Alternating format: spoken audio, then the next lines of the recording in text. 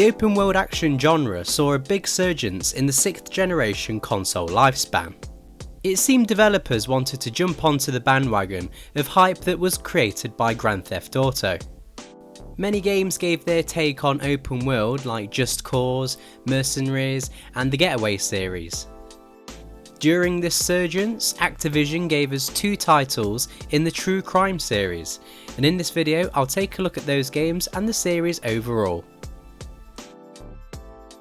2003 saw the release of True Crime Streets of LA. The game was developed by Luxoflux and released on the PS2, Xbox, GameCube and later on PC and Mac. You control Nicholas Kang, a suspended police officer who's recruited back into the LAPD into an elite operations division to help with a new case involving bombings in Chinatown. As you delve deeper into the case, you discover that there's connections to the disappearance of Nicholas's missing father, who also worked as a police officer.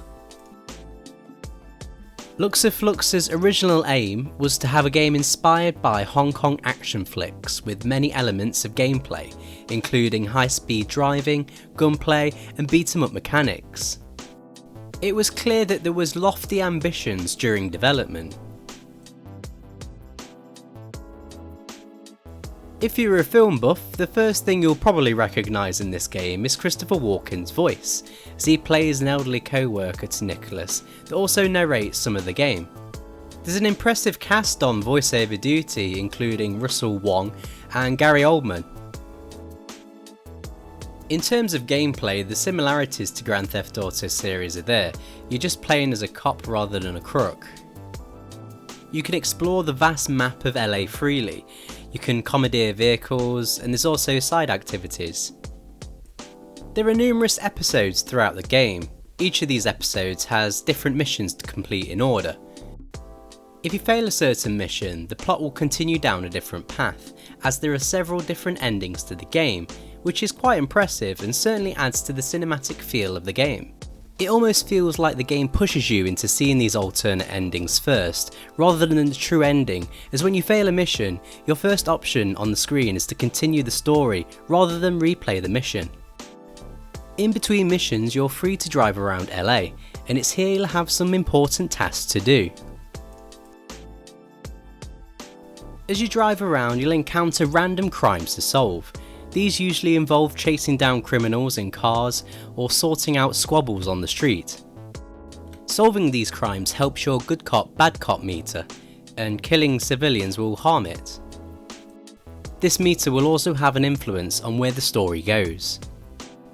Solving crimes and completing missions will earn you badge points too, which you can spend on levelling up your character. This will involve going to gun ranges to improve your weapon skills, or vehicle training tracks to improve car driving skills, for example.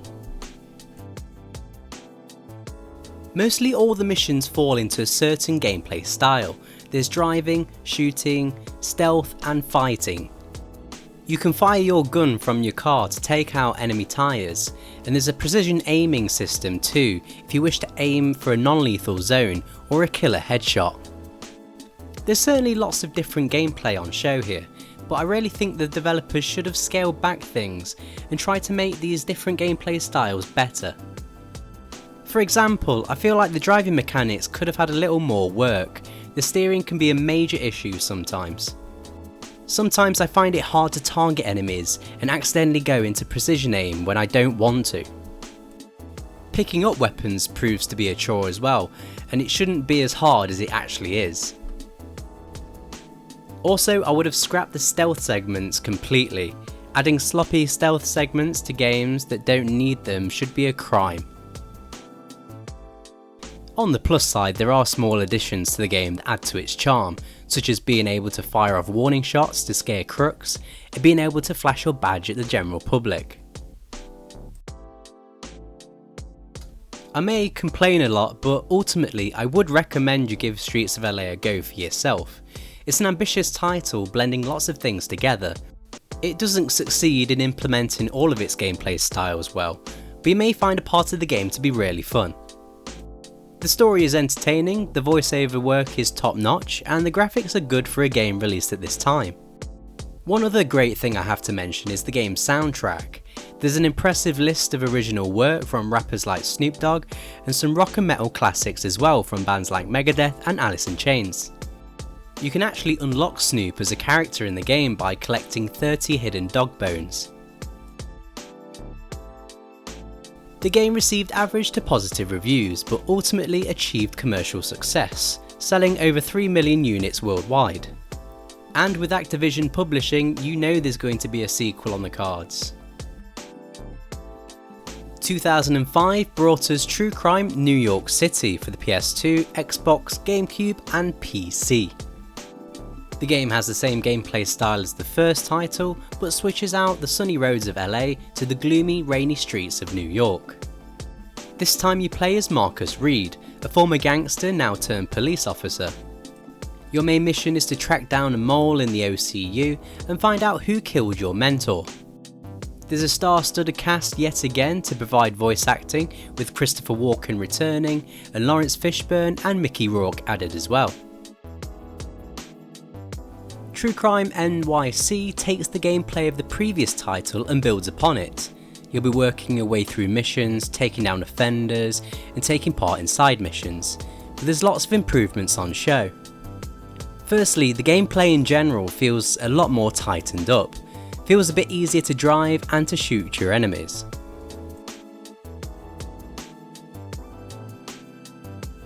Secondly, the side missions that pop up where you have to take down criminals are a lot more interesting. There's a lot more variation, as I found myself in a building disarming a bomb and on another occasion arresting a punk band for getting too crazy in a hotel room. Solving these crimes helps bring down the crime rate in that particular area of Manhattan.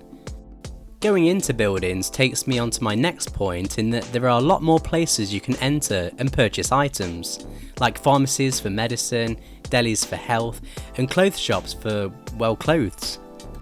It certainly gives the game a bit more life. Being set in New York, you have access to the underground system.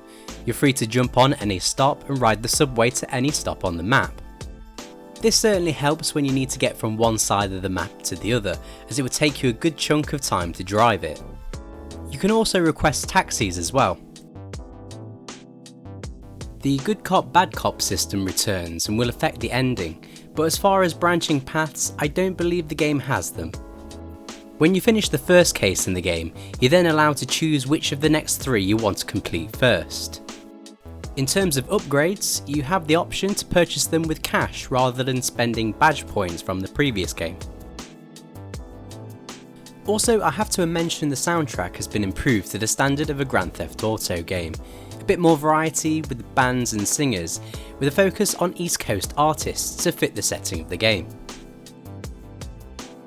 Playing through True Crime New York City, I felt that it was a much more well-rounded experience than the first game. Gameplay has been tweaked for the better and side missions are a lot more interesting, and overall the city feels more interactive. I would definitely say that this is an improvement over Streets of LA. Unfortunately, this didn't translate to better game sales, as the game only sold 72,000 units in its first 2 weeks, compared to Streets of LA selling 300,000 units in its first week. So due to the commercial failure, Activision killed the series, stopping any work on future titles. 2 years passed until Activision approached game developer United Front Games to work on an open world game for them set in Hong Kong, unassociated with the True Crime series.